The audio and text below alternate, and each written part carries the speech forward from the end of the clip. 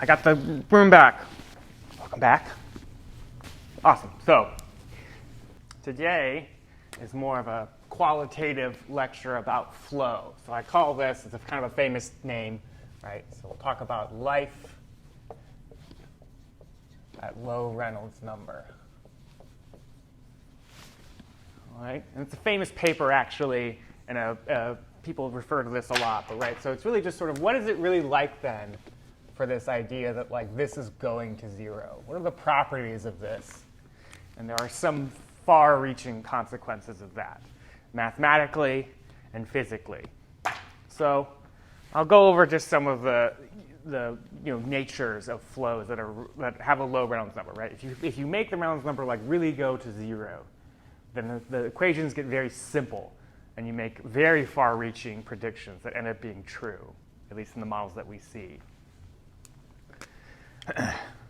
So this number going to zero, right? You can think of it as in a couple ways, right? But like one thing is that we don't live in this world. So this idea of low Reynolds number, Stokes flow, you should think of it as like we don't live here.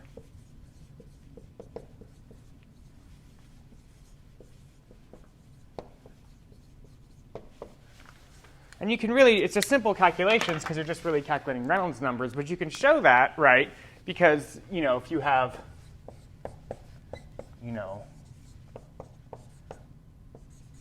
let's say an average, I just looked this up, like the average length scale of a human, 1.7 meters, it could be 1.5. The idea it's on the order of 1 meter. All of our dimensions or units we use always end up being like closest to us, where we live in. You'll notice that, okay? And then like what's the most normal liquid we kind of exist in is water. It's the most abundant fluid that we have. And then you look these properties up. Okay, so then H2O, that has, what do I have? 1.7, this would be meters. Okay. All right. So then really, if you, in our world, all of our Reynolds numbers, what do you get, right? You have a proportionality to whatever velocity you're traveling at. So that would be some scale velocity. But then it's scaled by, right, seconds over. Okay, so it's scaled by this, right, where this has units of, right, seconds over meters, right? So, like that would, let's, in order for this number to be really small at our life and live in the life that we live, right, you have to be extremely small. You have to be going less than, 10 to the negative 6 or negative 7, in the world of water. You could be in a situation where you're like walking through glycerin or something, but like it's just not the most things that we interact with, right? In fact, it's even worse for us because usually we interact with the fluid of gas, so that makes this even harder to achieve. What do I have? So like, think about like how, what actual values you kind of exist around. So, you might be able to, what did I have? I had like, so, usually it's not, unreasonable. You could maybe be going 0.11, all the way to 100 meters per second. At least some airplanes go that, certainly that fast. But it's kind of harder, I think, to get to like that thousandth level. So with this sort of, right, really for us, just with these simple calculations, you just kind of see how, this phenomena, we kind of live in a, what do I have?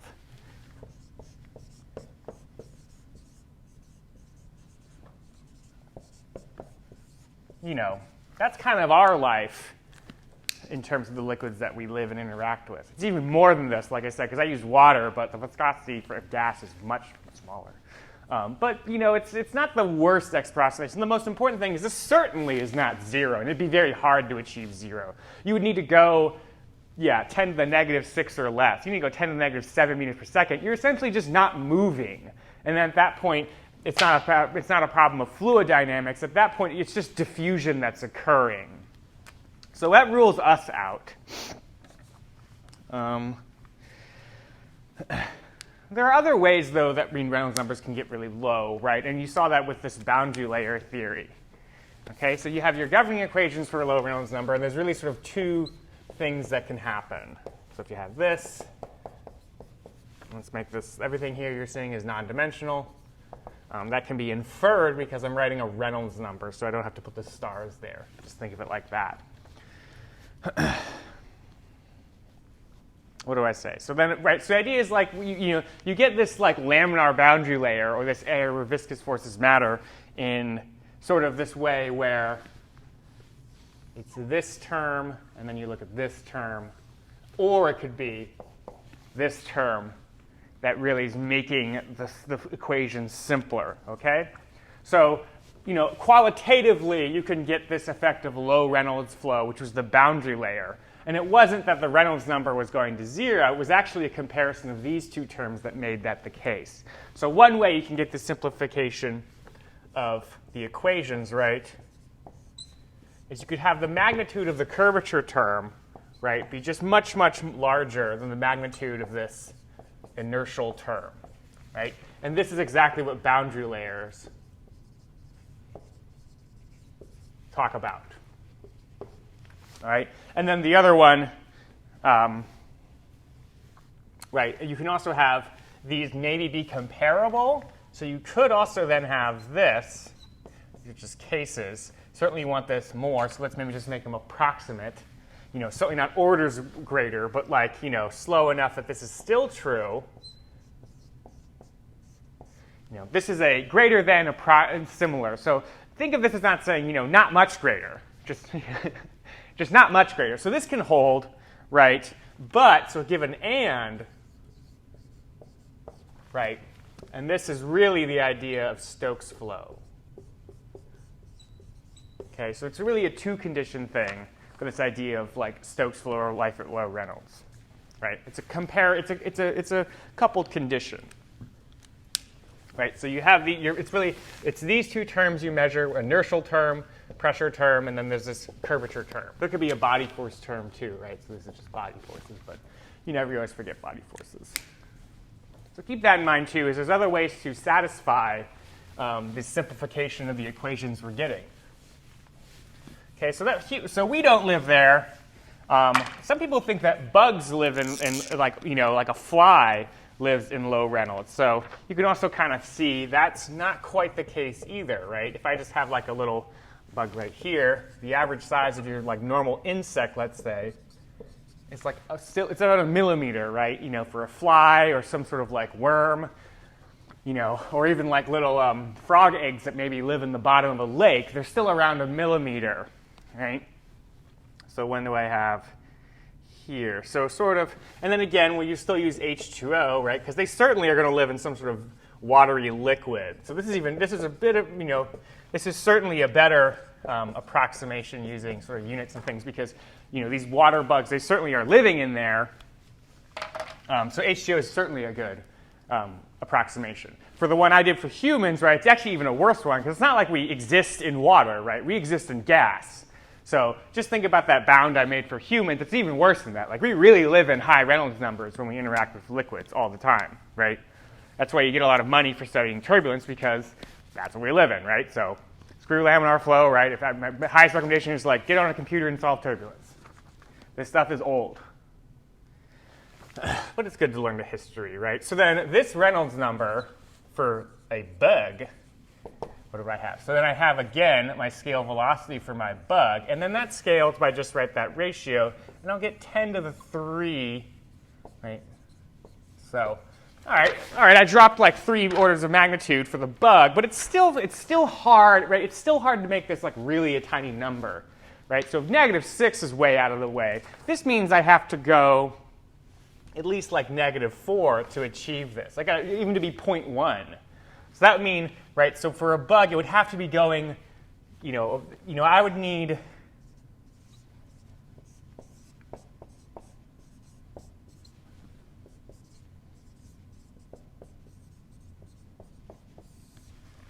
right, so for this Reynolds number to be like, let's say, an order of magnitude less than 1, I at least need to be going 10 to the -4 meters per second.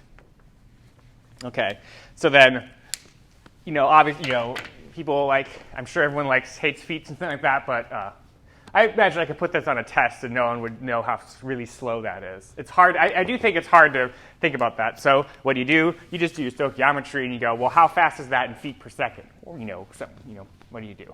And then the seconds are too big, so then you do it by days. So you just do some stoichiometry. And this means that you have to be going like 1.2,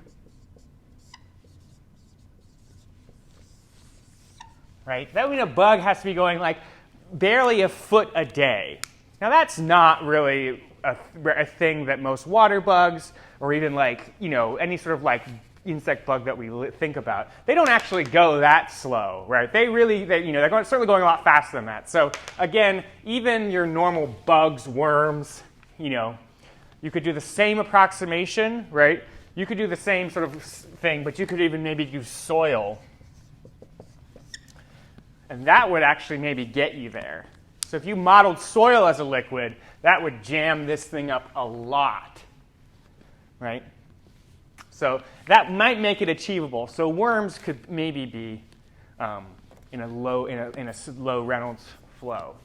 But certainly for any sort of water bug, they're not living in that world. It's not relevant physics to model like a bug living in some sort of water like this.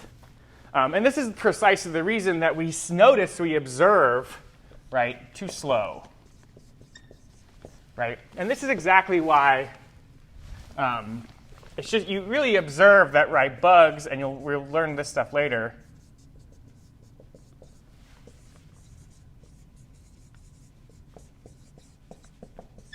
Right? This is a big thing you notice about is like water bugs, they really use the mechanism of surface tension for their flows.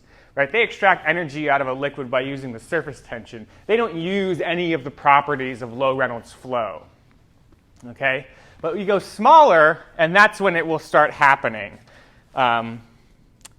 So if it's not a bug, right, so cilia or microbes,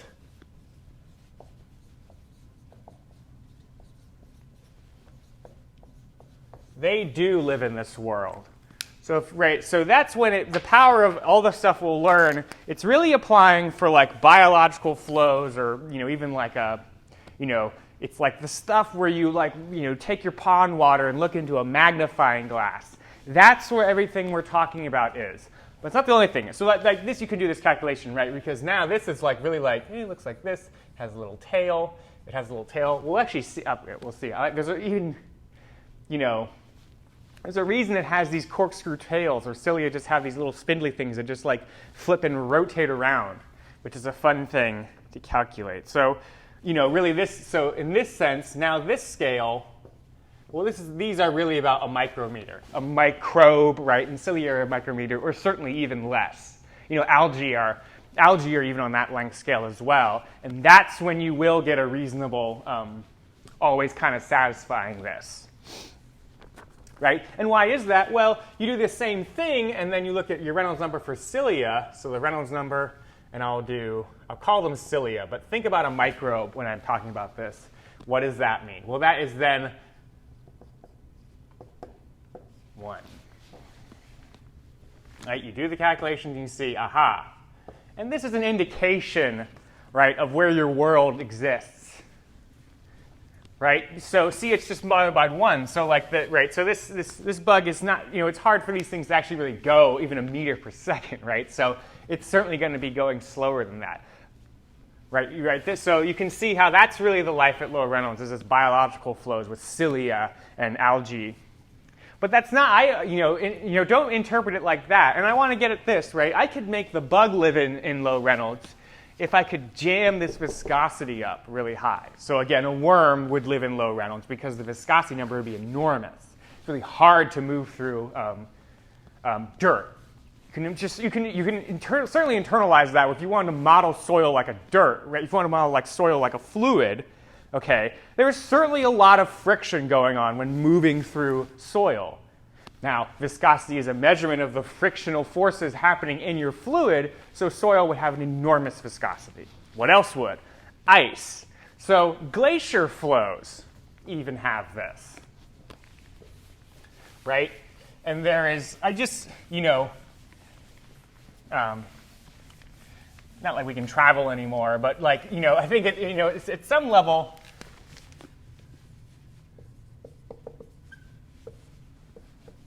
mantle flows.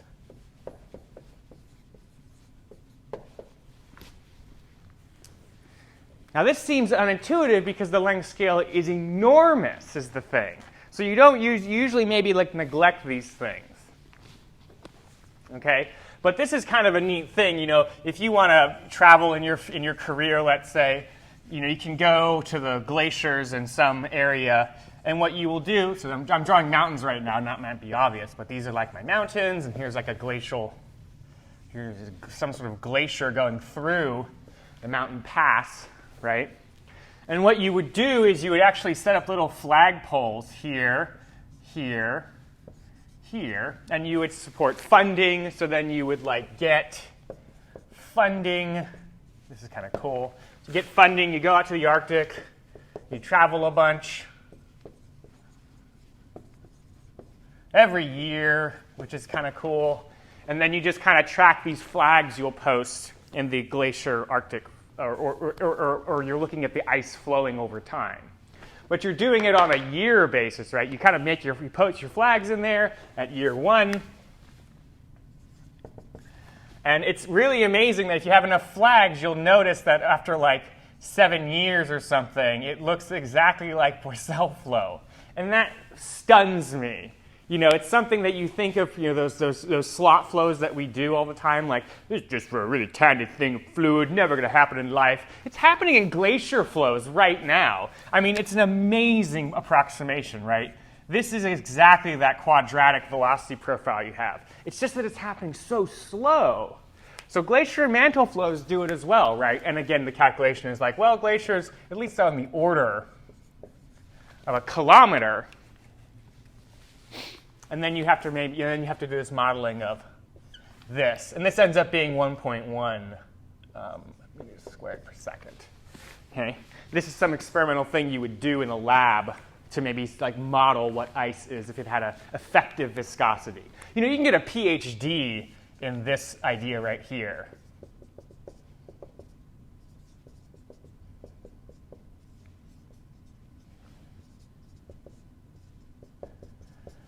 Right, this idea of like saying I have soil or ice or even lava, right, this even works for mantle flows as well. And then what do you get?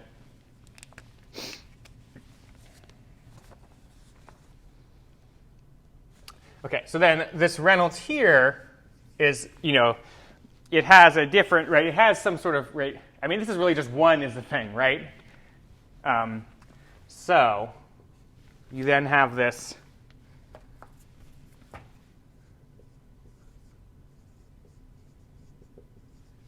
same thing. Same thing with the cilia, right? With this mantle or glacier flows. This really just ends up being proportional, right, to whatever speed the flow is going at. Now, the scale here is done by measurement. You can go and look at your flags and see what it's going at. And they end up going, right, these things move at about, what is it? I think it's like 0.3 meters per 1 year. So that's about the scale here. Now, that's in meters per year, so then you got to do some seconds, and you got to do some seconds and do your conversions to get the years. And that gets you, right, that this Reynolds for a glacier,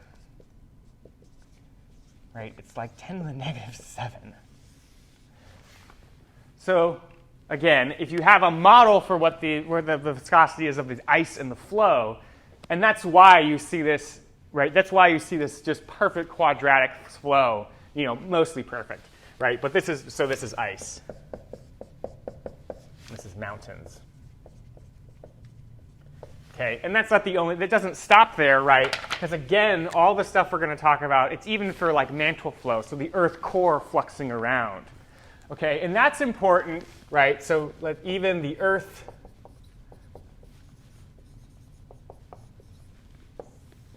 mantle is in the same regime. Okay, and it's the same calculations that are going to happen, right? You just maybe have spherical, so it's really on this spherical thing. So you would need to look at you look at the Earth. Here's like the core, and it's spinning around, and then there's like this mantle layer. Okay, so you would go here, here. So the length scale is this like sort of, right, the change in radius in the Earth's crust, whereas the mantle, same calculations, and the speed ends up being right we observe, right? So you think about it as like it's on like, it's even slower. So it obeys it more. And this is neat because in this sort of study, when you look at low Reynolds flows, you can describe sort of for here,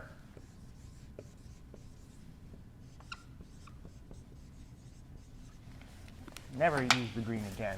So for the cilia, there's sort of a nice thing. If you look at the equations, right, you have this question, right, of why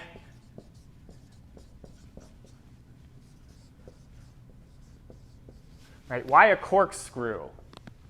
Why do they have cilia? Cilia is a specific name that refers to these little like spindly things that just spindle around, twist, and rotate. Rotation being important. It even answers, right, and the idea is like even with this stuff of low Reynolds flow, we can even answer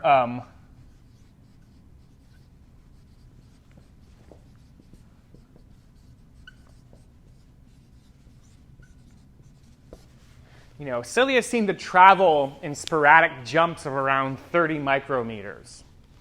If you observe them on your slide, you'll notice that they move via a corkscrew cilia rotation. Maybe you can already see where that is, but you can see it through the equations.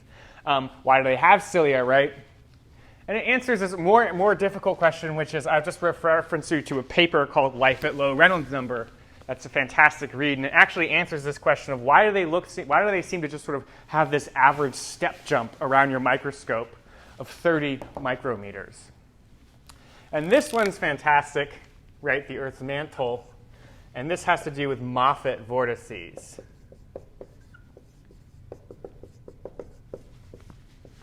Okay. So in the Earth's crust, there's these extremely slow moving, right? There's extremely slow moving, rotational flows that occur, and it's because of this shearing motion between tectonic plates that we will see have to cause these vortices to exist, and these vortices end up being important for the study of everything. So, that's kind of, just to look at the Reynolds and this is kind of an example I wanted to show you of like, I know everything's been really complicated with the PDEs and the similarity solutions, but like, now that you're through that, it is really great analysis sometimes to just look at these non-dimensional numbers and put actual values in them, and you can like conclude many things, right? Really, the conclusion I wanted to show you here is life at low Reynolds number, your career, right? So this will be this should be the one these are really your equations, right? Right, if your career is, it could be biofluidics. So you're really studying these cilia or microbes. These are your equations that you'll look like, that you're going to really study. You always go to these ones in any coordinate system because really the Reynolds is always going to give you these properties. Okay, even right, geothermal flows. Okay, that's the mantle, right? This is this idea of these mantles. So geothermal meaning like you're really thinking about the glaciers, the movement of the ice caps around things. All of those satisfy these assumptions. Really, it's hard to break them, and that's what's important. And really, so this is important, right? Because like climate change is big now. Okay, so if you're in your career later, this stuff is actually having a resurgence. Okay, turbulence has dominated stuff since the 90s, I would say. Right? It's all about how big and fast your computer can be, and still with low Reynolds, computers are important, right, for large simulations. But some of the most cited papers right now in JFM have to do with climate change models dealing with the geothermal stuff. Not exactly the atmospheric stuff, but more talking about how these ice caps are moving. So it obeys there. And then there's also, right, life at low Reynolds, right? It could also just be, if you're in a mechanical thing, sort of really tiny.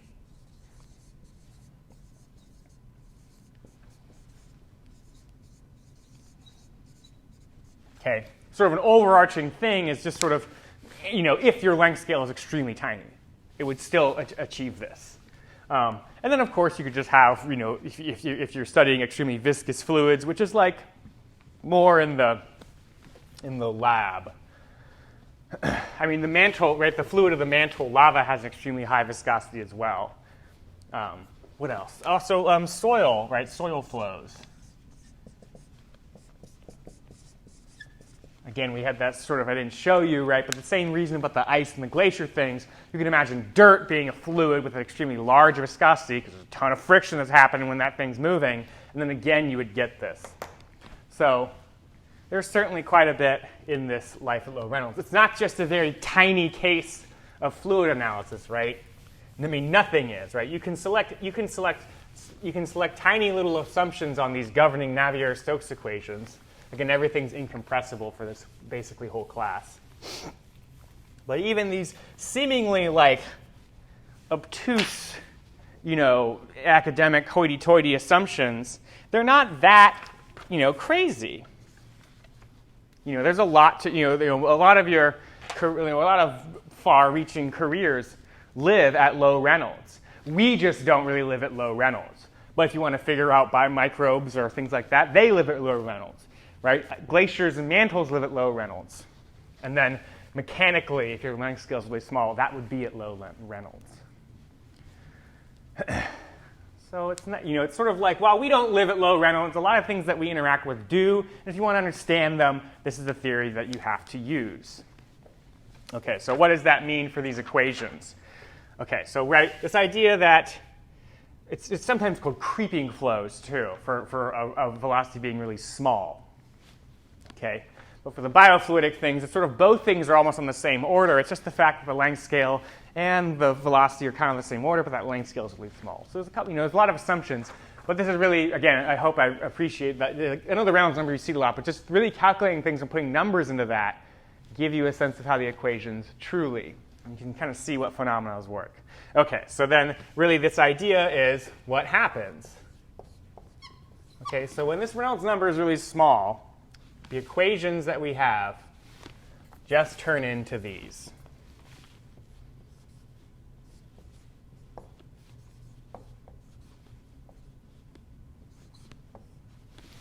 That's it, right? And you can see that and it's the idea that what dropped out. What dropped out was the inertial term, the material derivative, the capital dVt.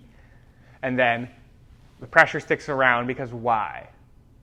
Well, I've gone over this many, many times, right? And I've said this many, many times. You can't scale away pressure. Okay, so really this assumption of the Reynolds number going to 0, I did this in the first lecture, where you have to think, well, what is my pressure scale going to be? And if you put that in there, you will retain this pressure gradient. And you could have body forces in here as well, like the gravity force, but that would be lumped into here. Sometimes it's like this, right? What's important about this? And then you could also do the vorticity form of this. The vorticity form is not that crazy, right? It's just this equation, right? In fact, vorticity has two equations, and it's this. So this is vorticity.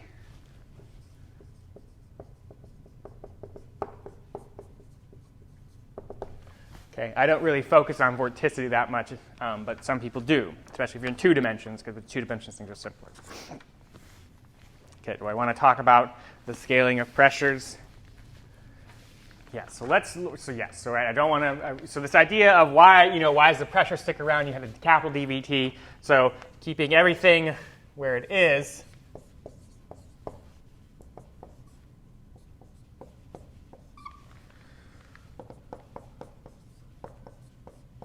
Boom. Boom. And then you can have some body force. Okay, so these are the general ones.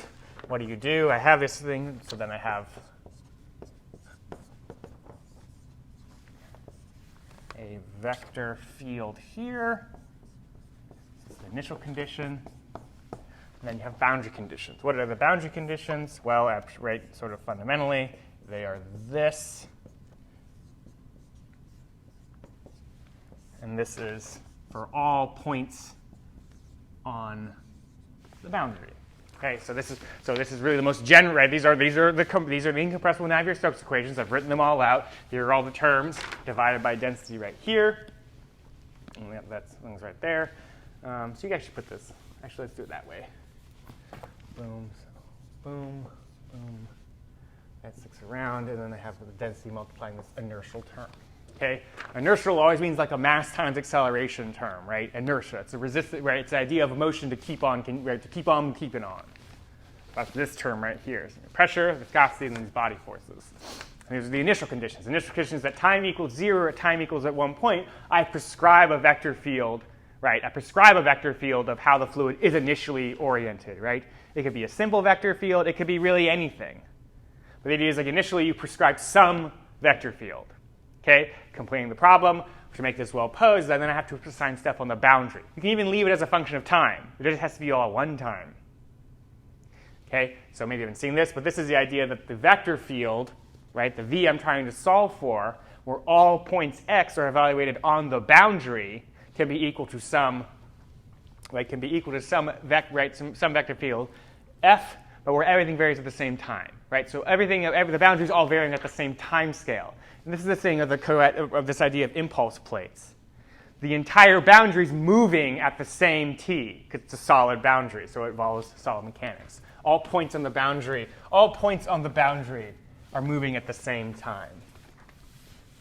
So while the interior of omega is a fluid, the boundary we assume is solid, so that means all points on that boundary have to move at one given time. So that's this function of t.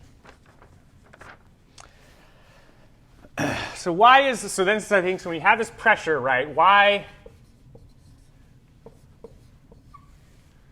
right, so the pressure, why do we use this pressure scale?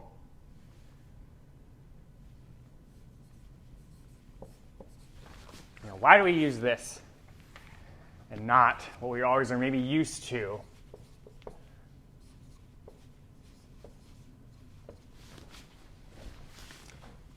Okay.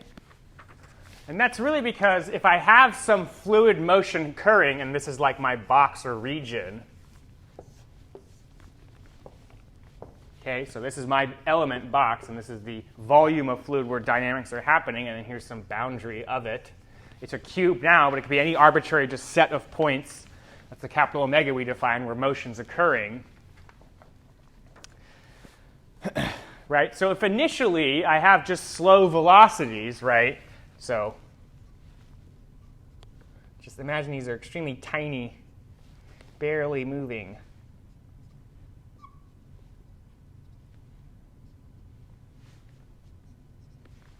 Okay. So if it's a very large one, let's say, so it's slow flow, and the same inverse operations can be made for like a tiny version. Okay, so then you just ask them, well, what's the characteristic energy happening in here? Right, so what's, in my box, what is most of the energy?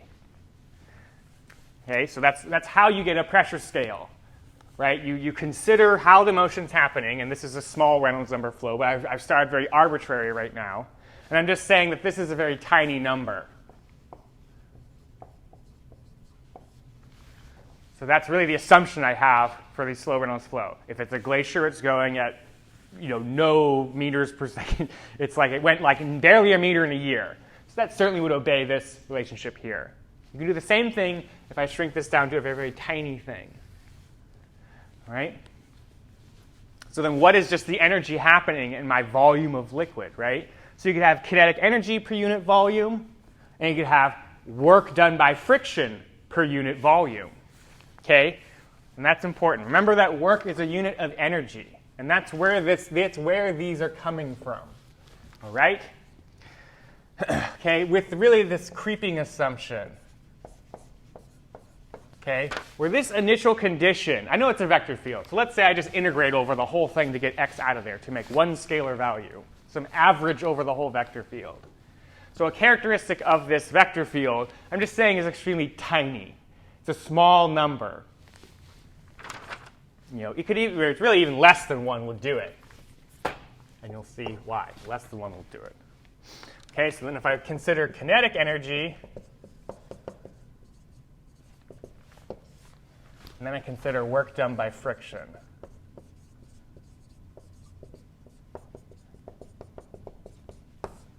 Okay, so sort of two cases to consider. The kinetic energy, right, I'll have this mass.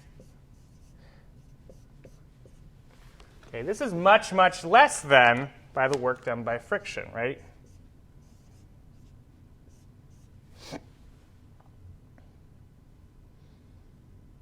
Do I get this?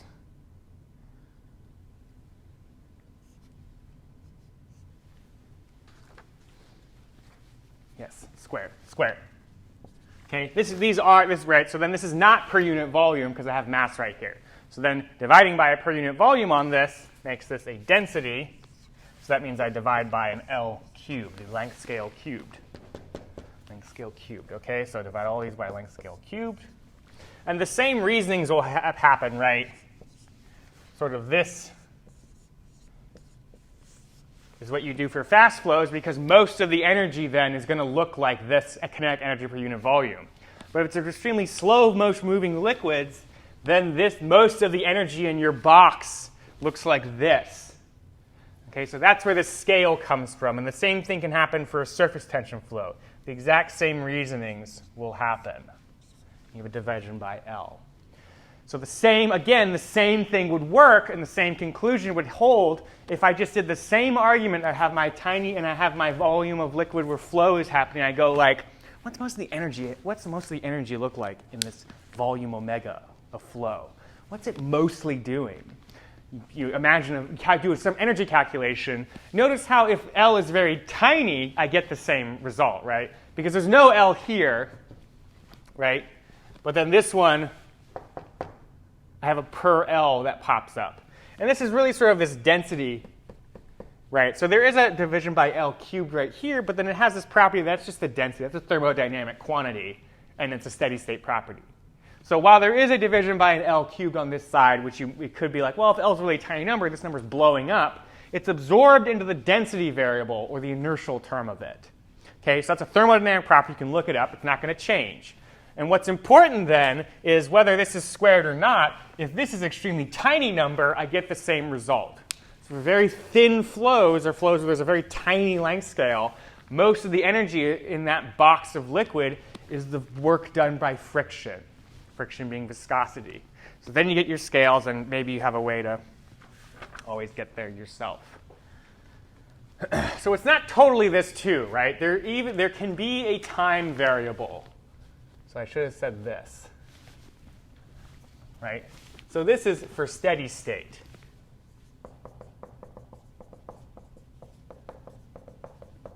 Okay, but you can still have time variation in Stokes flow or low Reynolds flow. And that should ring a bell because, well, we've done that before. If you remember, we did an oscillating pressure gradient in a thin slot.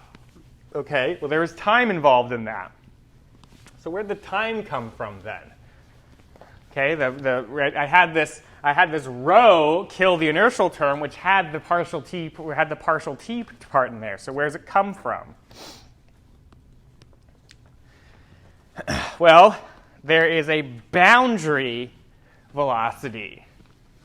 So that's one thing, right? So this idea of even the Couette flow, where I have an instantaneous movement of plate, that is a velocity. That is a time scale of the plate itself.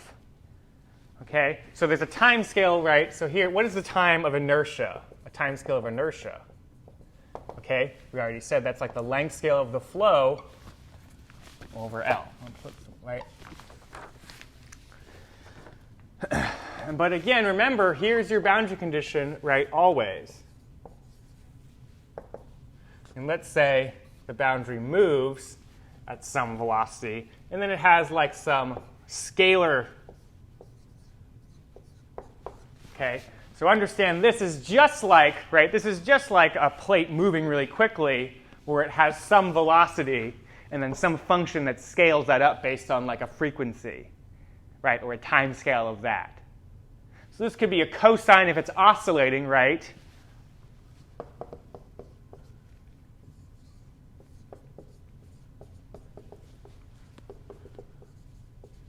Okay, so I could have a boundary oscillating around, and that would just mean that this arbitrary function f really looks like a cosine, or it could be an acceleration of some type or some instantaneous whipping of motion, right? So then that would be a case of here, right? This could really be a power law, okay? For very fast, rapid accelerations. So this is the idea that the boundary is moving. Okay, so moving boundaries can bring in the time, right? Moving boundaries, and we've seen this before in Stokes flow, right? Most of the early lectures, what was happening is I was assigning some time-varying boundary, like the oscillating plate on the bottom, but I was still satisfying all these assumptions. Okay, so boundary movement can induce dynamics or give you the time variable in it. Okay, so what do I have? So this really, so it's easy to identify here. Okay, this boundary time. Right? Right, it's 1 over the frequency of however you're modeling that function happening. Okay, so this is arbitrary, but I'm just saying that you don't totally throw away time dynamics in Stokes flow because time can be involved within the boundary. Okay, so then let's make a ratio of time. What should I call it? What's a good ratio of time? Let's say alpha, and that would be my boundary time over my inertial time. Okay, so it's the ratio of the boundary time scale, right, to this inertial time scale. And right, you can really just sort of see, right, this is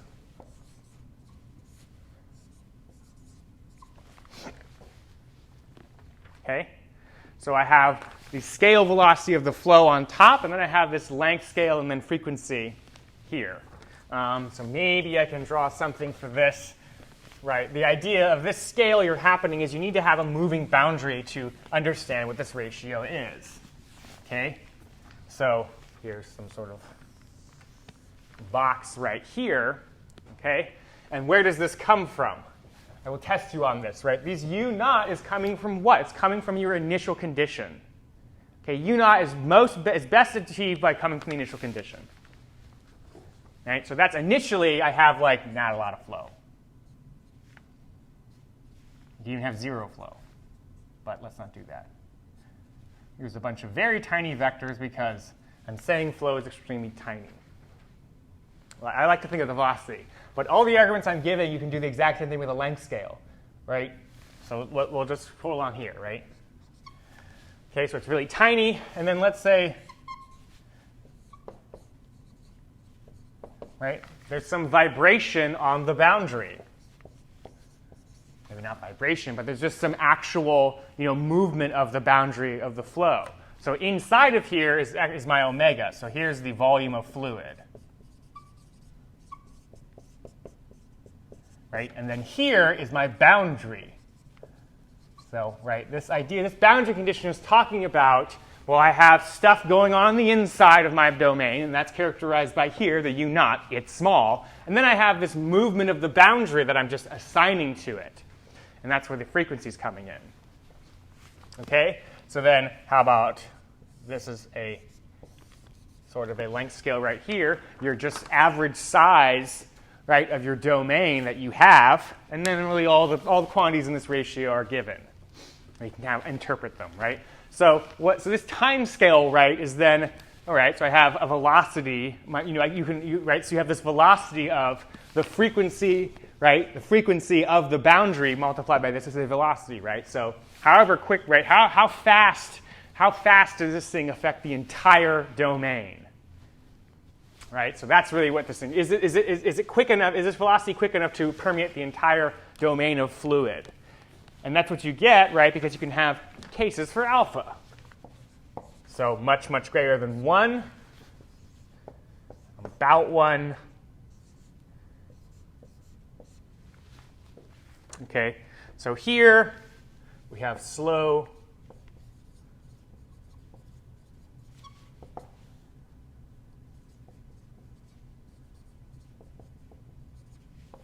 Okay, so for this case, if it's like much, much greater, right, I have really slow boundary motion, and I could also have slow motion, right? I could have really slow motion here. And then for here, I could have slow slow, slow. Wait, I should slow, fast. Okay, so motion occurring to here, boundary occurring to here. So you could have like order 1 is slow, slow, and then here you would have fast boundary.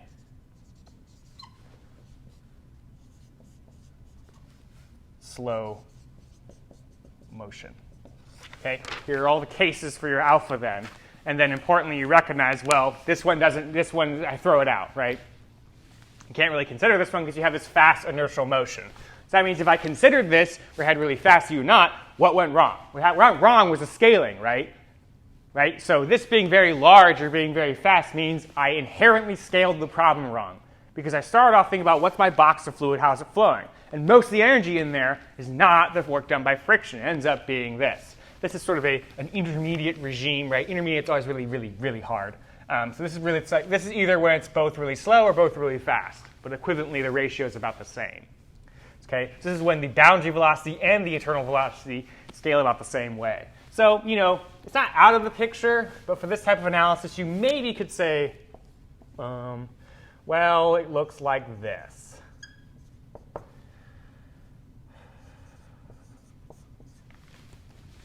Intermediate, right? So for here, this is going to be my pressure is, okay, where it's mostly kinetic, some intermediate, and then here the pressure or energy per unit volume is work done by friction. Okay, so this is the sort of the case that we've done before with the oscillating plate. But importantly, if this is the case, right, and I have a really fast-moving motion, you have to keep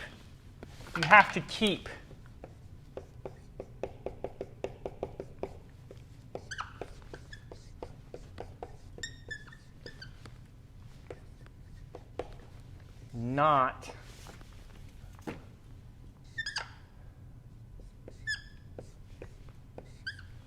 don't keep that term, obviously, because there's a square u in there and it's really small, so that term's not going to matter much.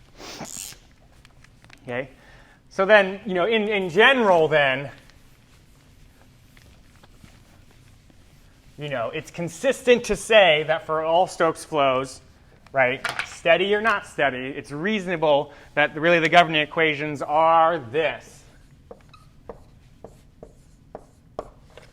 Let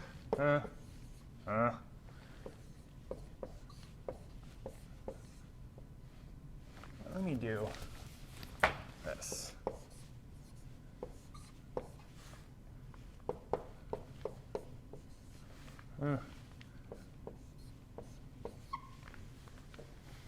So, right, this could be steady or not steady. And steady really being some measurement of boundary influence. Okay, so understand that. So for the most case, this is 0. Okay, for the most place in Stokes flow, there's no boundary movement. This term's out. You just get this relationship. If you have a fast-moving boundary, you keep the term, real relation holds. What's beautiful about this equation, though, is what? It's the heat equation, right? It's in some sense 3 heat equations.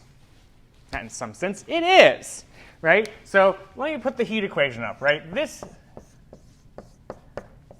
remember this? And then I think it's sometimes called G, or generation of energy. Right, there you go, right? It's a scalar field, right? So that means that Navier-Stokes equations becomes 3 heat equations.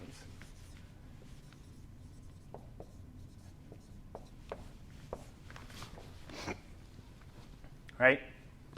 These also come with what? Always remember incompressibility must hold.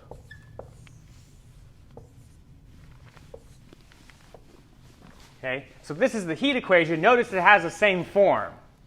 Okay, so it turns into a vector. I have 3 components right here. Right? Everything's hunky-dory. But it essentially has the same structural form as a heat equation. The only difference being in the heat equation, it's a scalar value. Here, right, here I'm going to have a vector. So there is a mixture of terms in here. Maybe you can draw those out and see that, right, even though I have a scalar, I have 3 coupled PDEs now, but they're linear. Okay.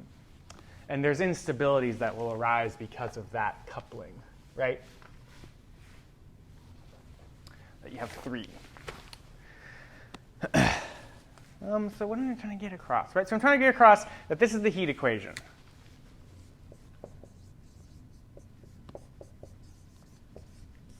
Okay, and I don't think I don't think in the requisites anyone had to take a PDE course or do any of that analysis stuff. But hopefully I can stress to you how utterly solved the heat equation is. Right? It's a linear PDE, and like all we can ever really do is solve linear PDEs. But the fact that at Stokes flow that it ends up just being the heat equation or a linear PDE in general, a specific linear PDE, one that's been well studied, right, this is so well studied.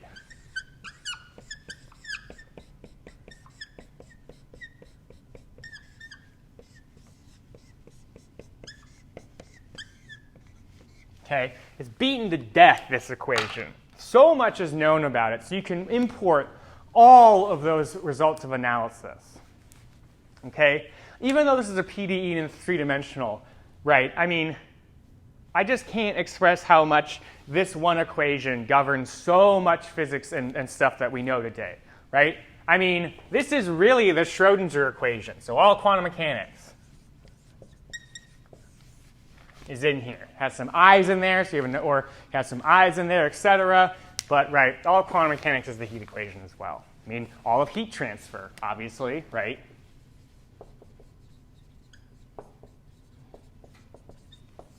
Is in this equation. It doesn't stop there.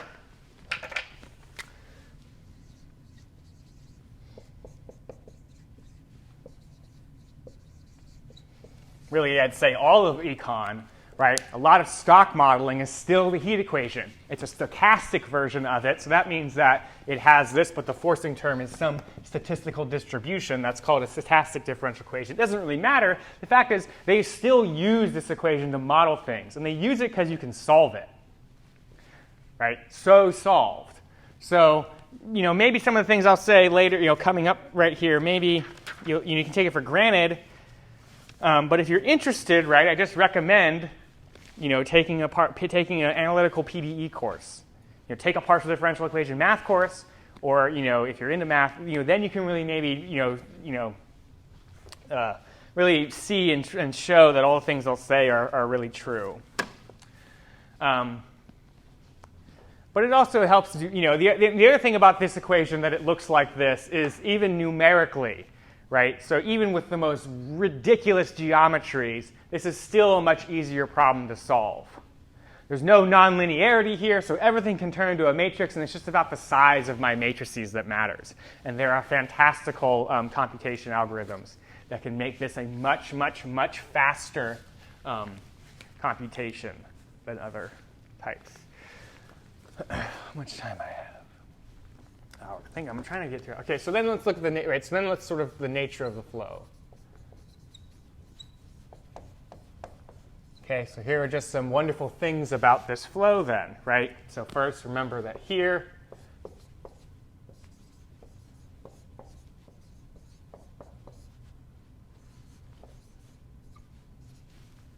okay. This is one way to think about this is that the pressure of the energy is proportional linearly to velocity, not quadratically.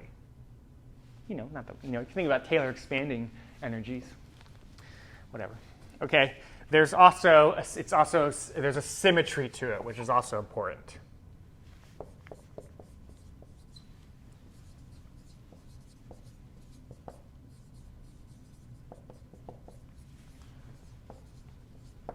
Flow around a symmetrical object is also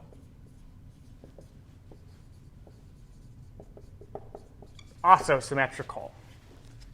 Okay, and maybe it's a weird statement. What I'm saying here is if you have flow around a circle for Stokes flow, right? You have something right here, and then it goes right back, and right here, then it goes right back. So that's a bad picture. So this statement means how this is a symmetrical object. So that means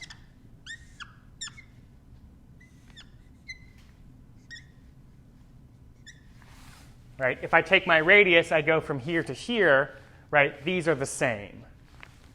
right? So right over here, if this was a U at R, symmetrical meaning that this is the same as U minus R. Okay, and that's a different, right? This is the idea that, right, so this is symmetrical opposite. So as far in front of it is, same in the back. And that'd be flow around there. But that just really comes from this linear PDE itself. Okay, it comes from just substituting in the negative. You get the same, you get an opposite pressure. What did I say here? Okay, so if I have,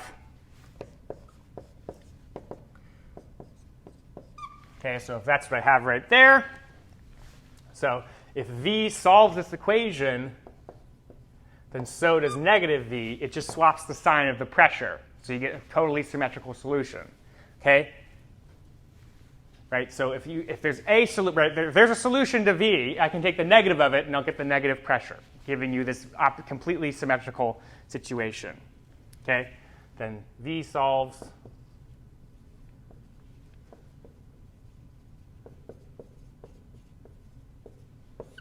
Okay? That's important, though, for a later reason. C. What else is also properties? And that is regardless of shape.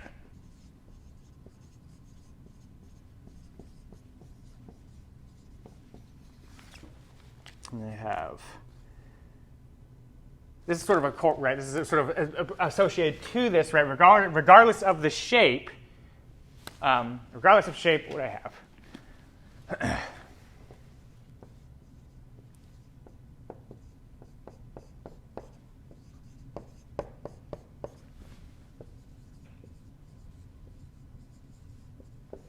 Okay, so whether I have some sort of shape that looks like a cone,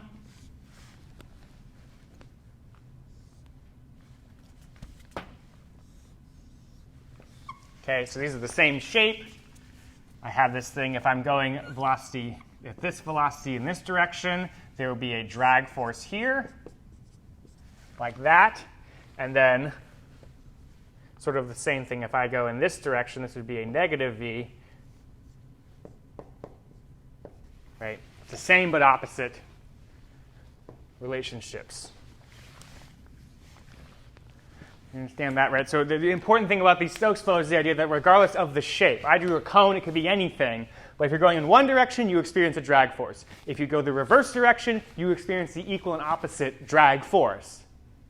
So that's an interesting issue about a Stokes flow then. This relationship I have, whatever, screw it. Right, so this is the issue of a Stokes flow then. How do you move?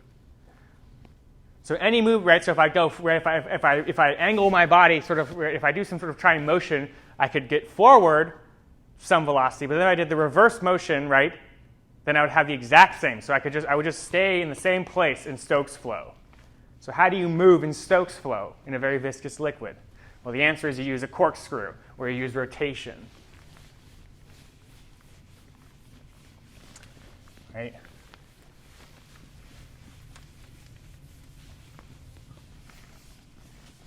It's hard to internalize that, but there's an issue that arises from the structure of the equations. The fact that I have a velocity, I go one direction, I experience a drag force. If I go in the opposite, I'll experience the same negative force. Flow in concave corners, vortices. So here's the other thing, more phenomena about this is you can get Moffat vortices. Okay, and that's this situation where if I have some angle and there's some motion going here, right? And really the condition is that this beta value is less than 146 degrees. Pretty cool. Okay, so if I have a situation where I have this angle beta that's less than this fairly low, I mean, most corners are less than this, I would say. There's certainly more than half of them are less than this. Well, if you do this, you get this situation of you get these vortices that will occur. And really, mathematically what happens, you're getting a sequence of infinitely decaying vortices. So if you have a very viscous liquid or a mantle sitting in two plates moving, the same thing can occur right here, okay, where I could move this plate now. Okay, same situation, I would then get these vortices flows. They might be further apart than this, but okay. So this is sort of mantle flow. Okay, mantle flow being I have some plate moving at some angle, and then you would get these Moffat where you have these circular spiraling rotations. But then it's not always the case, right? If you have if your corner is large enough,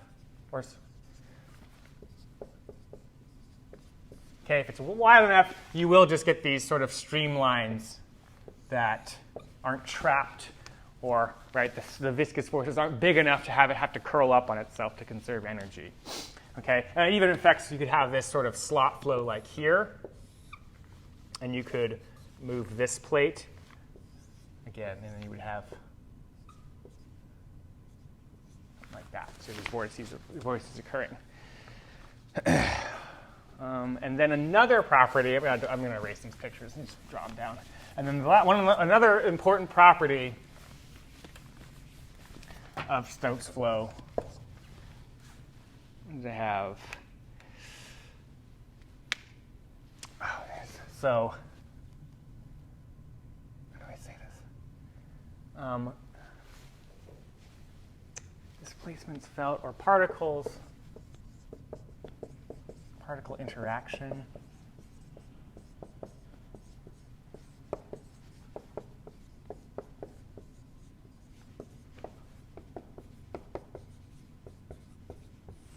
Felt at large distances. So what I'm saying what I'm saying is if you had some sort of bucket, right, with a very viscous fluid in here, with like a bunch of beads right here, and you have some big bead, right, some big thing fall here, and it's falling, right? The property of Stokes flow that's kind of impressive is that even though these particles are pretty far away, they still have a non-negligible effect. So as this moves down, as this large bead, let's say, moves down, what happens is these particles are shoved away. So as it's moving downward, these particles keep going pushed out and pushed out. So there's this very large interaction distance that occurs in Stokes flow. Okay, so beads very far away from something moving, right, move themselves. The field transmits motion a lot better than it would if it was water. Think of it as a stiff medium. Okay, another sort of property of this then, of Stokes flow, is this idea of like swarms of particles then.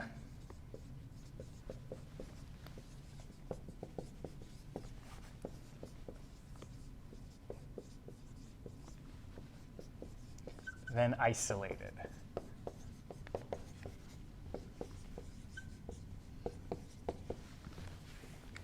Right, important. So another sort of important thing about Stokes flow is this thing of that if you have, again, some container of very viscous liquid, or you just have a bunch of microbes or algae that are really tiny, if they stick together, they move slower.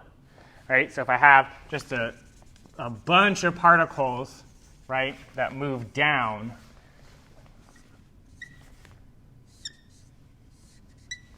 okay, this one,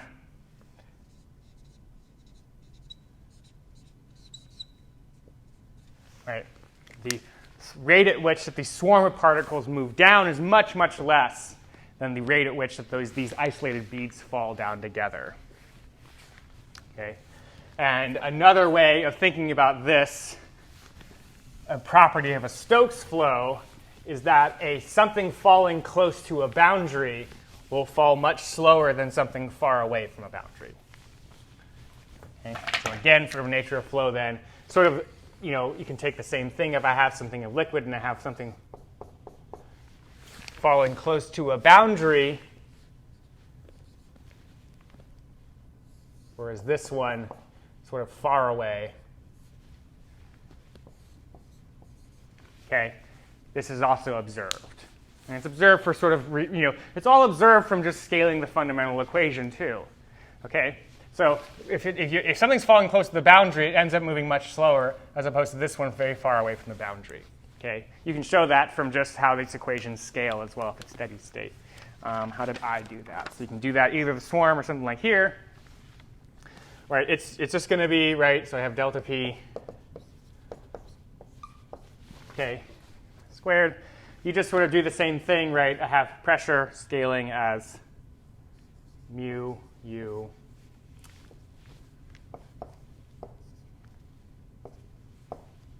okay, and then, yeah, so then you have pressure. Oh.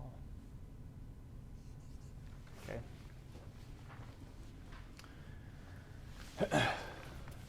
So then just this comparison gets you there, right? You can do, right? You can really conclude this phenomena just from here without doing the actual solution, which we can do, and which we'll do in the next hour.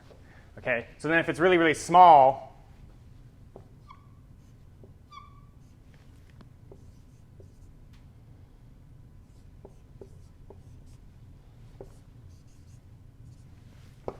okay, so then this one, the smallest length scale I have for this domain of problem is this small, tiny scale here. Okay, the same thing is going for a swarm of particles, right? The same thing is going for a swarm. The smallest length scale I have on a swarm of particles is the distance of separation between those particles. Again, go back to the first lecture and realize how you scale this gradient operator. Okay, you scale this to go non-dimensionally based on the trace of those length scales. Well, the smallest length scale I have right here is this distance between the wall. Right here, it's also, right, and this one I also have a scale, but it's like this one. It's pretty far away. More importantly, this length scale is a lot less than this one that's far away from the wall. If you look over here, that would mean that the velocity must scale, the velocity downward scales as the pressure, could be a gravity force, but they're going to share the same pressure gradient. Length, mu. These are the same conclusion, right? You get this idea of velocity dripping down. And this idea that if they're closely packed together, then that is a slower settling time. Okay? Nothing tricky about this stuff. It's just the idea that you just scale your governing equations. So for Stokes flow, you can just do tons and tons of sort of simple things. But this one also shows up from the analytical solution of the problem. So is it time for that?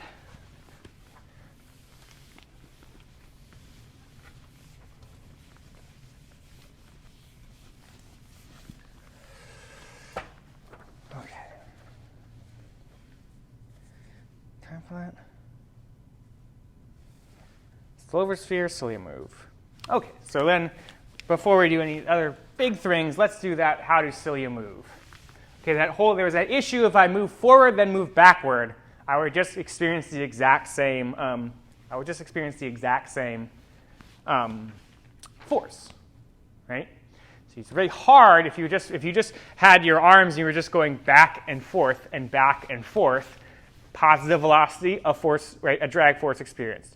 Negative velocity, the exact drag force experienced. So that means I don't move anywhere.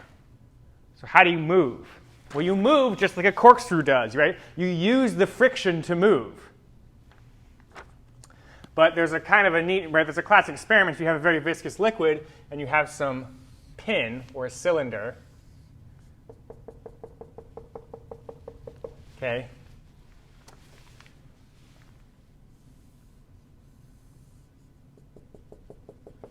okay, so here, same things. All that's different is the orientation now of these, or this one is flat, this one is parallel. Okay, and then you tick marks off right here in the fluid, right?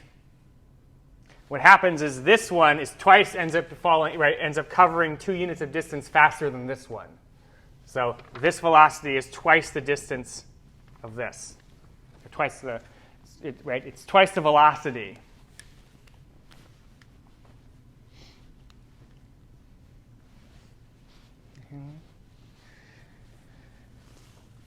Okay, so then I'm saying that, like, so you just drop these at the exact same time, and they're starting at the same position, right? What happens in this experiment, this is in very viscous liquid, so,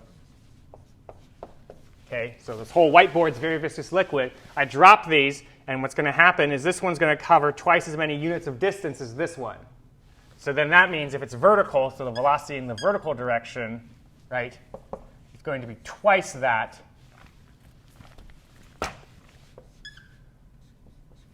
horizontal. Okay, so this is my v vertical. This is my v horizontal. Okay. Very simple experiment to do for this type of stuff. This is just me dropping a vertical pin, then a horizontal pin. Now, why is it twice as much, right? I mean, it's sort of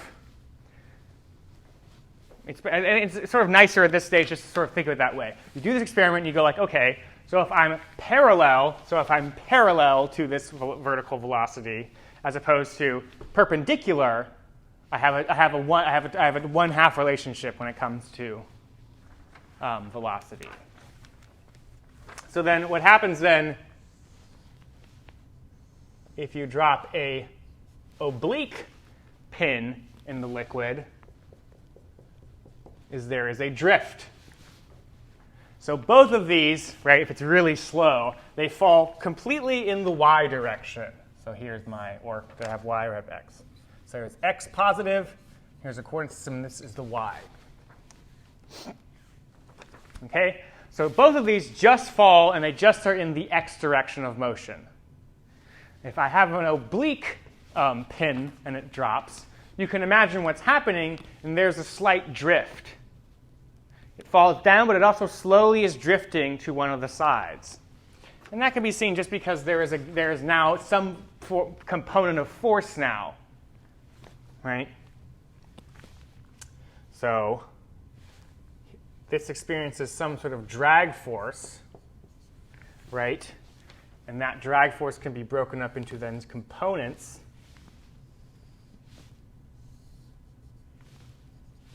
Right? So here's the total drag force that it's experiencing. And if I break this up into components, right, I'll have this normal force and a tangential force, okay, where I now have these natural coordinates, where this is a normal axis, tangential axis. Okay? Here's my coordinates I set up. Here's a more natural coordinate system based on this oblique thing falling. Okay? So there's a normal force. This experiences a drag force. So this is the drag force. I can break this now up into this component system where I have this normal one and a force. So forces will cause velocity. And I just know from this experiment already that there's going to be, right? I know from this experiment already that I know that this one is that I know there's a difference, right, relating. So one way to think about this one is also experiencing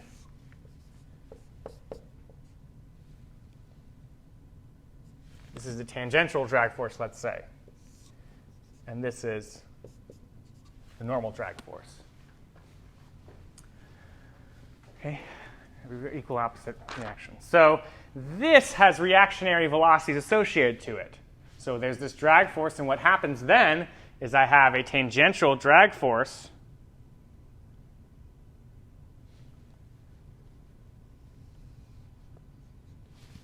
right, tangential force going along here, causing some velocity happening down, and then there's this one. Did I get this right?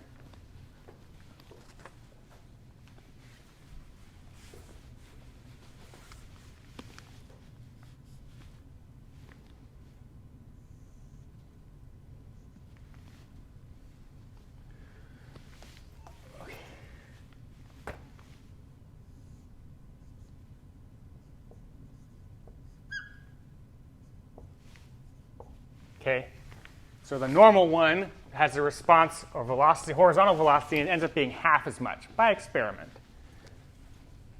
Okay, all of this to say that the velocity vector does what? Well, it's oblique now.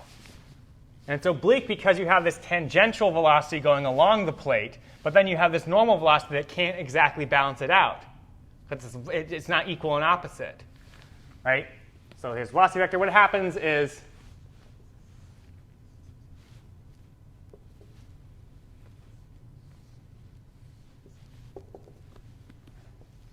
this situation, okay, where my total velocity, right, due to that drag force, again, the drag force is happening in this direction. But what you end up getting is two-dimensional motion where it falls down, but it also is slipping down this way, right? So all of this motion of the slipping oblique thing is governed by this velocity vector. It's really not that big, but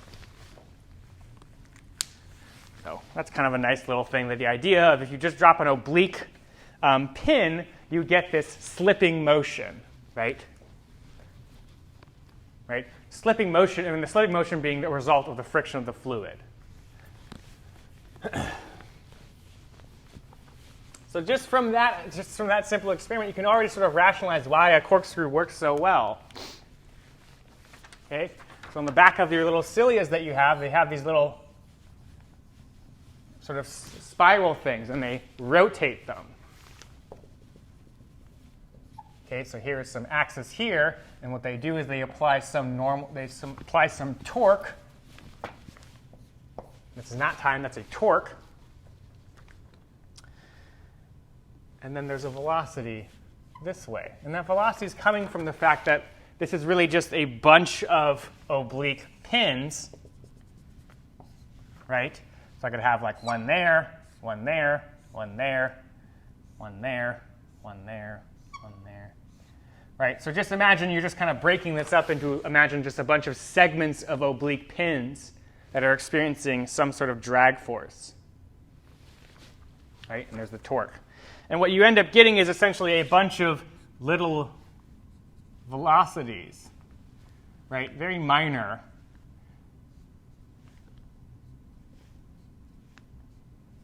Okay, you might not be able to see this, but if you have a corkscrew, what's happening now is you're utilizing that tiny oblique part of motion to have a net velocity in this direction, right?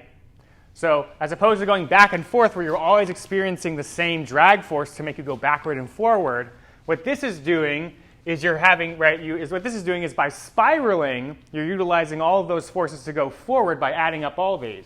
Notice if I look inward, right, what happens if you look like inside the,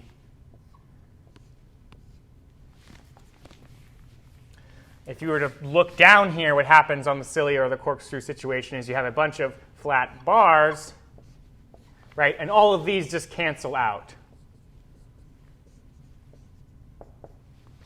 Right? So you don't, right? So usually in an ideal world, the cilia is only moving in this direction. So you have a net velocity, and that's going this way. And it's net because you're adding up all of these oblique parts of that velocity vector due to your drag force. It's kind of neat. It's kind of neat that right, one conclusion you get is you say, wait a minute, these governing equations say that I can't move anywhere. Right? They're saying if I go forward, then backward, then forward, then backward, I'm just going to go right, then back here, then back here. I can't get anywhere. But then, well, that doesn't make any sense. So then you go to the bugs and you go to these cilia and you realize that they have these little corkscrew things. Okay? It's hard to see with the velocity vectors, but one way I think about it, right, is it's really just like a corkscrew, right? Right? That's what they're doing. They're just infinitely opening a wine bottle as they move through their very frictiony fluid. They apply some torque, and that torque uses the friction of the media to drive it in one motion. So you can always idealize it that way, right? It's not really a cork, it's a fluid, but the same principle holds, right? And what has to happen is the bug has to apply, not the bug, the bugs don't work, right?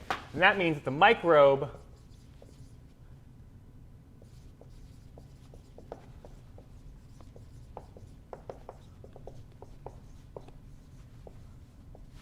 okay, so that means the bug just has to supply some torque then, and it can start moving to go somewhere. Okay, so to apply a torque, you need to have energy to do that, so bugs have to eat, and that means that they have to supply torque by that. So this is where I reference, right, now you might have those tools to read this fantastic paper called Life at Low Reynolds. Just Google it. It's really fun. Okay. And it goes into this even more contradictions that occur because of this idea that, okay, you get a torque, and because of this rotational motion, I have a net motion going this way. He doesn't. Maybe he describes how you actually move. I just kind of like the idea of going from this experiment of twice as much, right, of this falling half as fast as the tangential drag. And then later you can explain these things through boundary layers, etc. But there's even a worse thing going on right here, that you can look at the torque then applied to move with this relationship, and then you get this idea, this unfortunate thing, that the efficiency, or propulsion efficiency,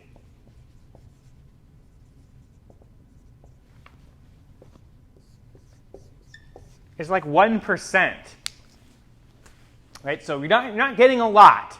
Okay? You have to you apply this torque and the energy efficiency of how much of that energy actually goes into the motion that you want to go. It ends up being 1% efficiency. So really horrible, or on the surface horrible. But then there's sort of just fantastic scaling arguments that he does later to show you that really they'd use this method of transportation so that they can go far. Right? So while it is 1% efficiency, Cilia use this form of transportation because it's better for them to move far around themselves than it is for them to just wait around for diffusion to feed them. Right? And the fact that the 1% doesn't really matter. Right? You couldn't really ever get more than that because of just the nature of the Stokes flow. All of it goes through scaling, and I think it's really fun to read that. Okay. Okay, so now let's look at the flow over the sphere. It's one of the most classic solutions of Stokes flow, right? This is like the result of Stokes flow, is you can analytically calculate the flow over a sphere.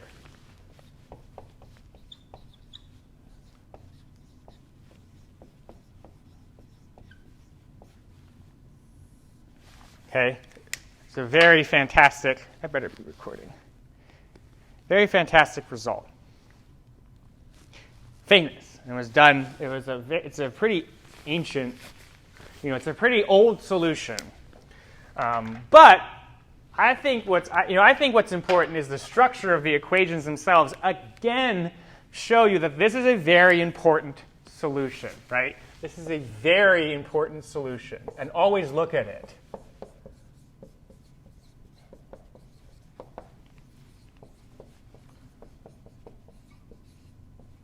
Okay, and here's why this is a very important solution. Because, right, the idea is because that the equation is really the heat equation, and that's a linear PDE. The idea is if you can solve the flow over the sphere, I could have any arbitrary shape in Stokes flow. Okay?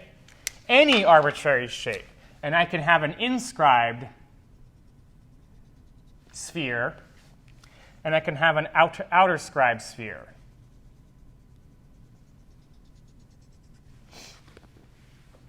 With me, right? This is, and this comes really from this really does come because it seems hard to really say this in such a general case, but it is really true. It has to do with the eigenvalue. Never mind.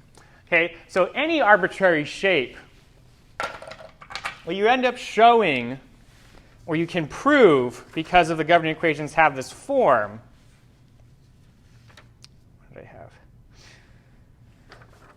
Is this. So if I have a drag force on this object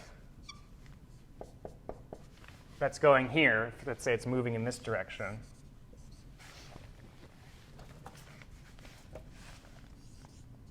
Okay, so here's this drag force. This we know to be less than the outer scribed sphere drag force.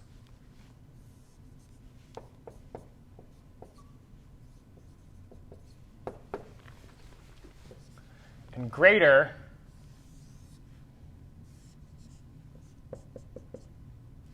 than the inner.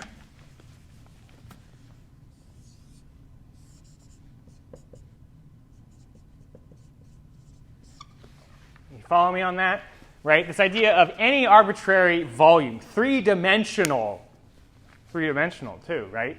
The structure of your equations allow you to show that, right, I could just have any arbitrary, if I have some minimum inscribed sphere and some maximum inscribed sphere, I know that the drag force is at least in between these two values.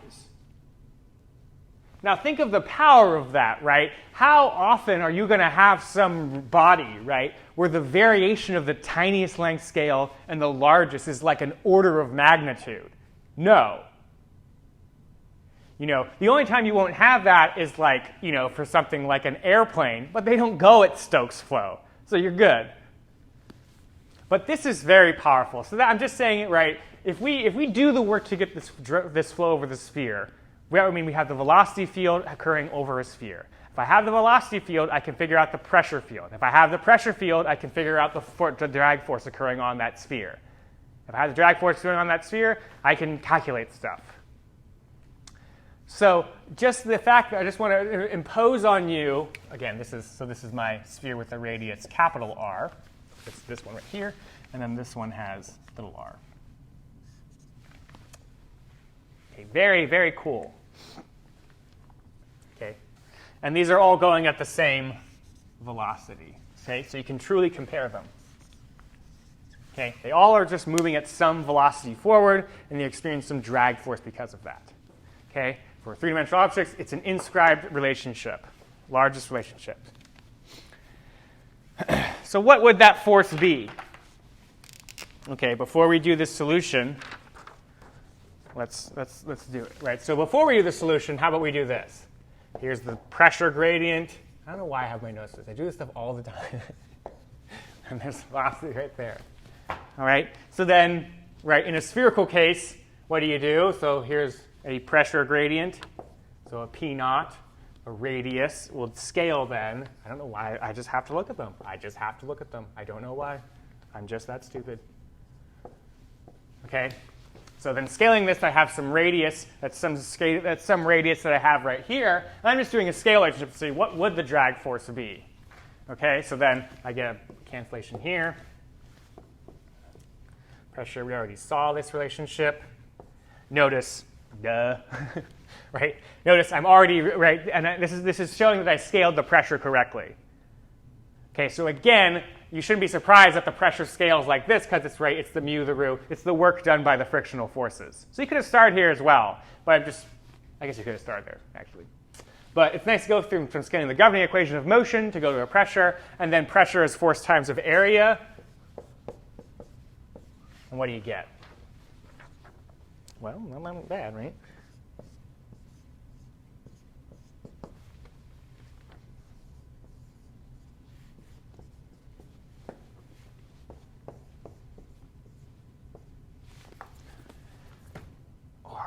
R pi. There's the scale. Okay, totally three-dimensional. I've done that. Totally three-dimensional. And the actual answer, I think, is 6, or is it 8? Hold up. It changes for different.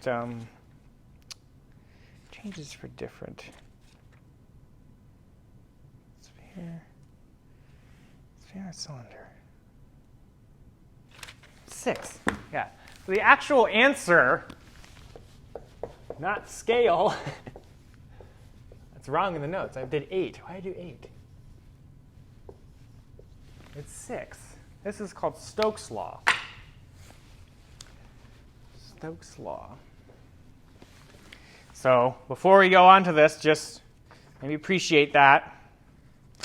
Right? I'm saying that just from the scale of everything,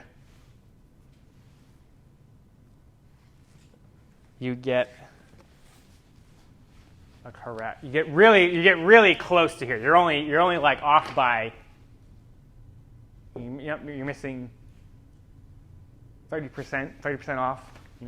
It's just the factor here. I mean, like the larger these numbers are, it's going to get you around there. Pretty cool, right? And the same relationship is holding as what's important just from the scaling, right? And you do this integration, you'll show this. Okay, so how do you actually do this? Well, you actually get this flow field through the stream function. So some people ask, like, how do you actually do the stream function? Well, the stream functions come from when you have axisymmetric type flows. That's when you're going to use a stream function. So for flow over a sphere, that's what you do. You state a stream function, and then you solve for things.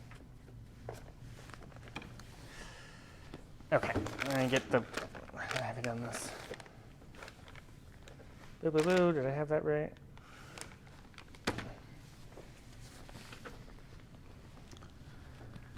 cylinder. I did a cylinder? I think I did a cylinder in my notes. It makes things slightly different. Okay, importantly though,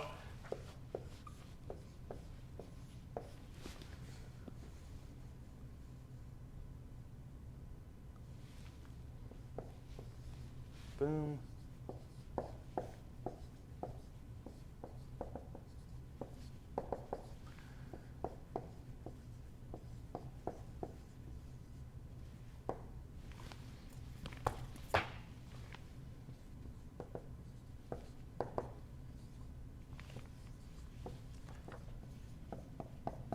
No slip. PDE. Range.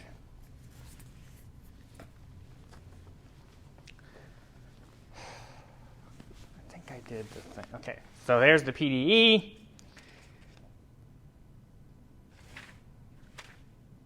How do you solve this? I did this in the notes.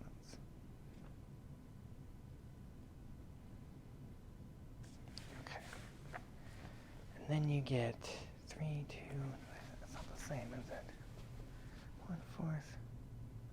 1/4. Sorry.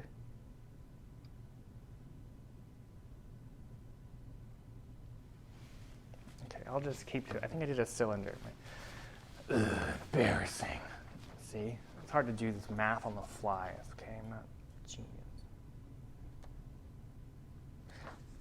Then I have the boundary at infinity. I should draw this picture too.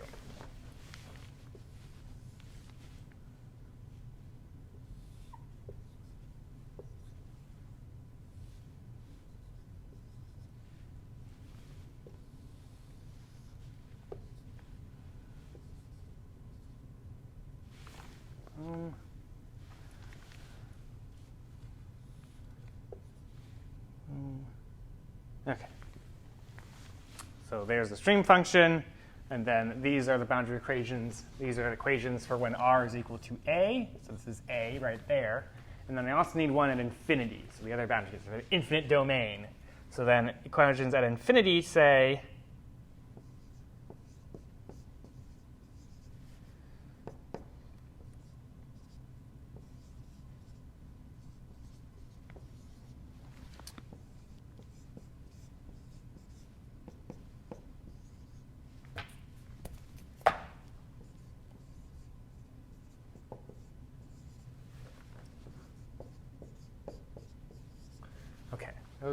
that's the system to solve, I believe. I can check it again. But, right, again, maybe it should be, even though I'm fucking this up right now, the biggest thing to focus on is that you just pose some flow of a sphere, and then you go, oh, I have actually symmetric, so this will work. And then you just go right to, since it's steady state. I mean, this is that general stream function equation that I posed earlier in the class. Right? There should be a squared there. Okay, so then you just pose that, and then you just need to do the math too. So let's try and figure out what the stream function is.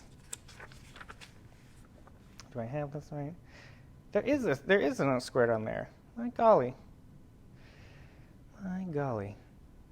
Let's forget that. Okay. So next. Figure out what this is. Okay, I'm just going to use the white one. Okay, so then here I have this right. Boom, boom. Right here.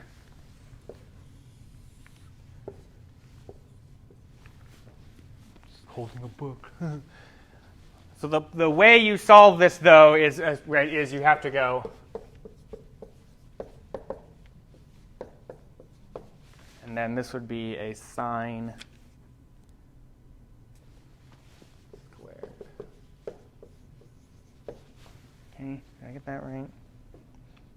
Yes. Or you just plug the biharmonic equation in, but you do need some solution form, and that comes from this. You could also just do this whole problem by first saying this, and then you would show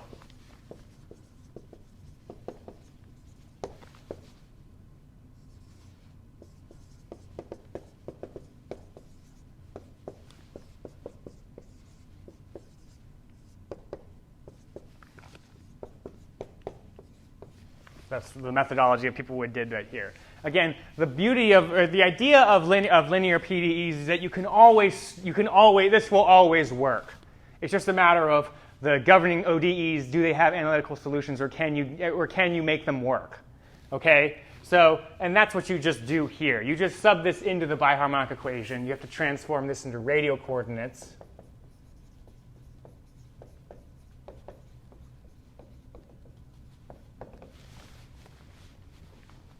And then you plug along, and then you will get the stream function from that. So the stream function, let's see if I have the exact same one. The stream function I had,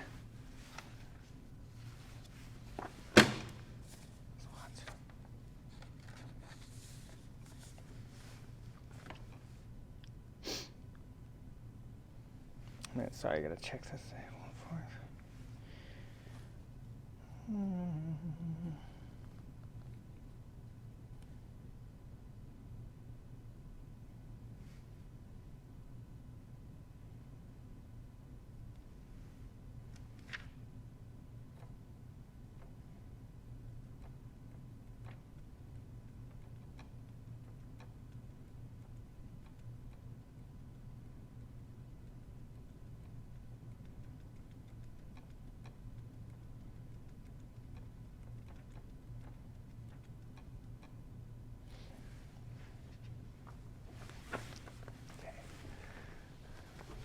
This is what you get for the stream function if you do these processes.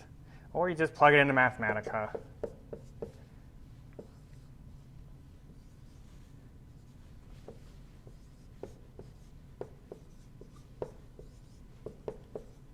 I'm pretty sure I did it. That's the stream function. Right? And you get this just from, and really, right, you get this from subbing, right? The idea is you go, well,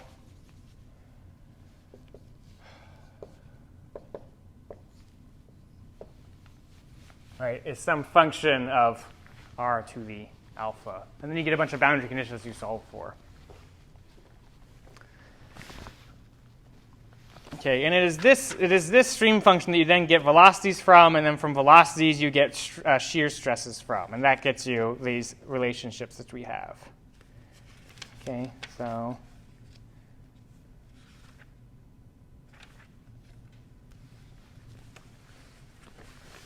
right, so this is importantly in Stokes flow. You can always use a stream function, try to figure out what it is, and once you have it, you then can solve for the velocity values, and those velocity values let you calculate things that you care about. So for this stream function, I'm going to take some derivatives. You can do, right? So what are the components? So this would be the velocity here. Look at me just reading out of a book. Oh. I tried to add this last minute, and I shouldn't have. I should have just stuck to.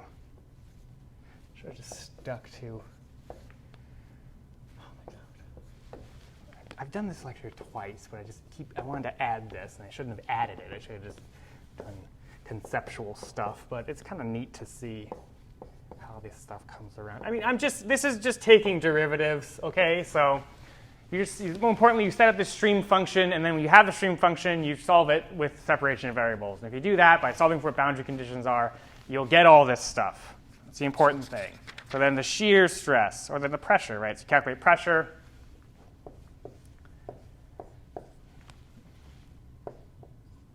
Some gauge pressure, 3 mu a u.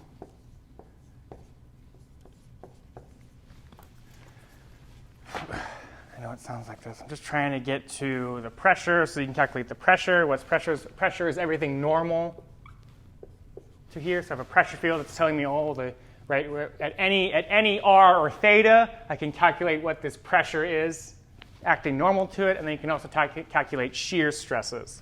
So then I have a shear, it's going to be mu, and this is just the definition of shear stresses.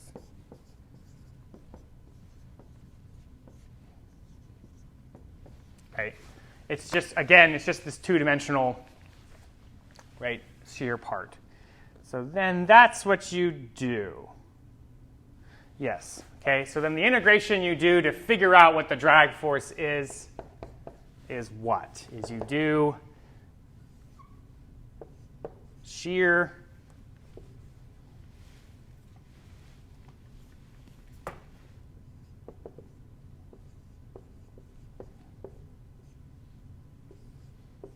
pressure cosine. Yeah, right? Okay, and that would be a total shear stress, and this is going to go from integrate all over here. So integrations of theta, and then you do those integrations of theta, right? And then you have, so then here's your pressure thing, so you plug that into here. This gauge will go away. You plug that into there. You plug these into there as well. And then you just jam it all in there, and that's how you get then the force is equal to 4 pi mu a, and then a plus 2 pi. Okay, I shouldn't have done that. Okay, but this is also, but I wanted to do that because of just show you that these are all the steps. You pose this sphere in a fluid. You use stream function analysis to figure out what the stream function is. Once you know what the stream function is, you can take derivatives to get velocities. Once you have those velocities, you can compose those velocities to find out what shear stress is at the wall. Again, this is going to be at wall. Okay, so the shear stress at the wall would be all these derivatives evaluated when r is equal to a. Right, so you just get coefficients. Okay, and then the pressure, right? And then the pressure also is calculated from, right, compositions of these. And go back to the stream function. So the idea is you have to figure out what the stream function is first, and it's governed by that general equation. You sub this in, g of theta, derive that it has to be sine squared based on these infinite boundary conditions, and then the FR. What's the FR? You know, it's, again, I tell you, the only progress you make on solutions of PDEs is trying functions out. So you get this, well, try out R for an alpha. And in the notes I have like, oh, you get a bunch of boundary conditions, or you have to solve for A, B, and C. What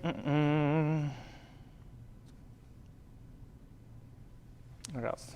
So then the other thing is the drag force. Then you normalize it by you normalize this stuff by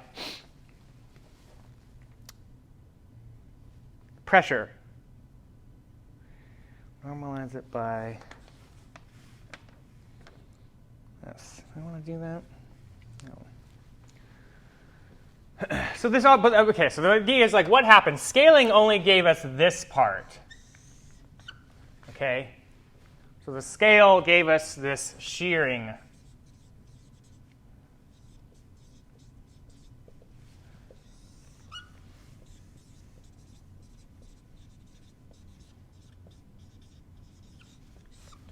Normal part. Okay, so the scaling is the part. The scaling told us the shearing force, which, in a scale sense, it did right. It did well, right? So when we were scaling, we were just taking in the most important part, which is the work done by friction, and that's what this shear part is. Okay, this pressure force is going to be just all those normal components, also adding pressure to the drag force. Okay, so right, importantly, this pressure part, right? What the pressure part comes from is the geometry of this. This pressure term exists here because this body has curvature on it. So any shear component now has a normal component into the body. So in a scale sense, we didn't really care about the curvature happening in this. But for there you do. And there are ways to then rework the scaling to make it work out, but they only come from you actually knowing what the force is.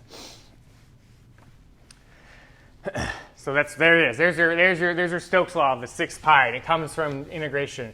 Sometimes they make you do this in a class, like every step. I could have done that as assignment, but again, I'm trying to wean you off of like integrating by hand and doing these things. So it's sort of my take on this, but right. So that's float on the sphere. All it's important is you go to the general stream function, right, and you numerically solve that, or you sub things in. And then once you have these relationships, you then take integrals. Have mathematics take the integral. Don't do it by hand. You're more prone to do errors. You most likely will do an error. Okay, you're a human. Your algebra is very much garbage.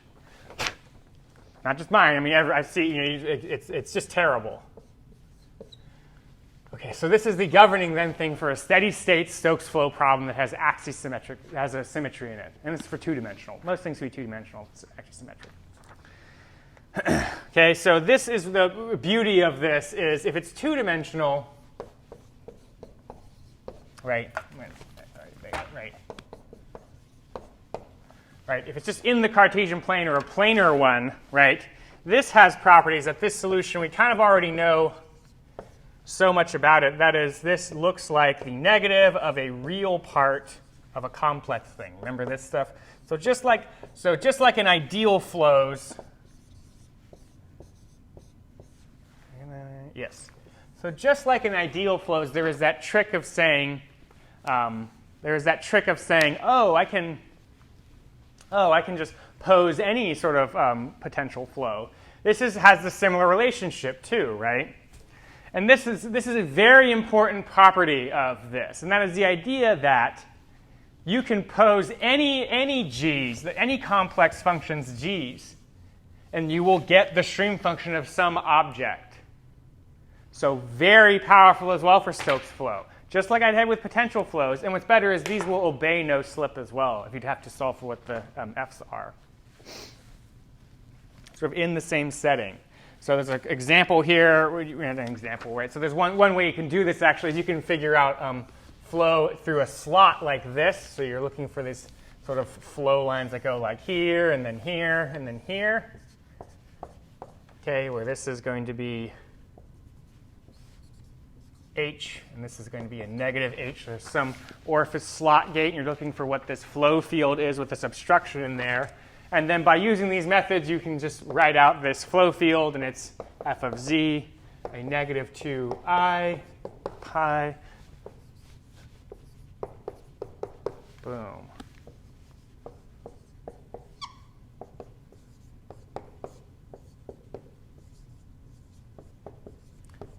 Parabolic z.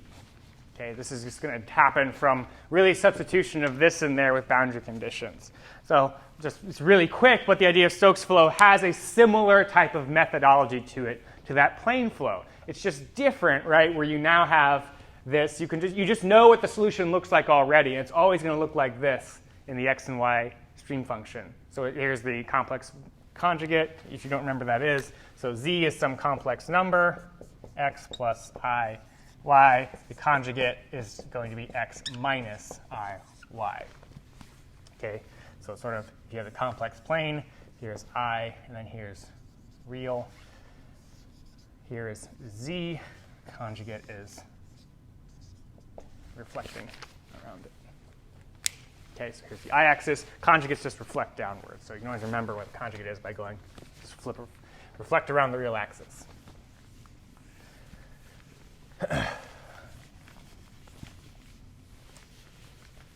Okay. I'm not going to do the Moffat vortices. I'm not doing well on the derivation stuff, and I don't think it's that important. But what's important is just that Stokes flow, which you get from integration, and then all the other properties I said. So if you have Stokes flow, right, using stream functions is a great method to do it in, right? But most importantly, the idea of a Stokes flow around an immersed body gives you that Stokes law, which is valid for a very wide range of applications. Right? And it's a wide range of applications because of that inscription. So it's not out of the world. Whatever body I have here, inscribed sphere, outside sphere, right?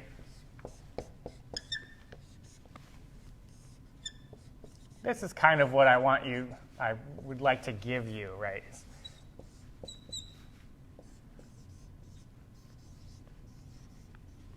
It's just this, right? And this is shown and proven just based on these governing equations. So pretty powerful. Okay? So that's really the biggest thing is for Stokes flow, for any sort of force or drag situations you have, use a stream function and make it two-dimensional somehow. And then you can calculate coefficients somehow.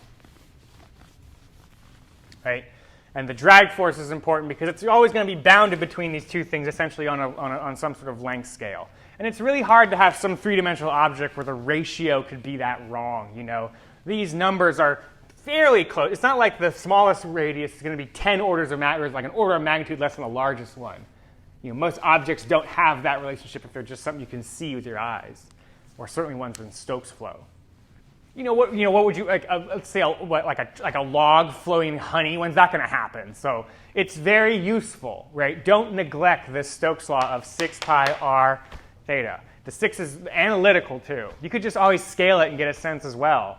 But the 6 comes from the contribution of the curvature of sphere adding pressure forces into the body. And then the sluice gate. There are Moffat vortices. I'm just not doing that well, these derivation things, because I don't know. So that's Life at Low Reynolds, the idea that you have to use rotational motion you have to use the friction of the fluid to move through it. The equations are linear, so that means you can add things up. All those comments I said before, but really, right, so for Life at Low Reynolds, right,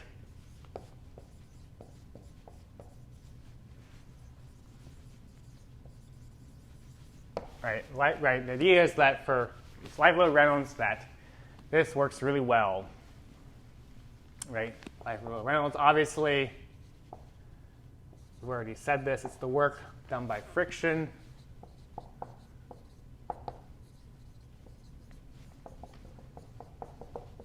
There's time-scale things that occur from a boundary moving. Those can make dynamic Stokes flows type things. I kind of like the other thing, right? The idea that this is the world of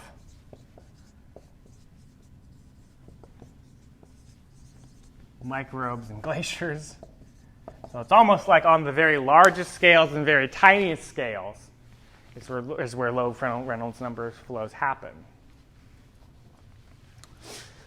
What else is a part of it? I mean, and then, symmetry, right? The idea that there's a symmetry thing. Okay, just say that. So this corresponds to, let me say,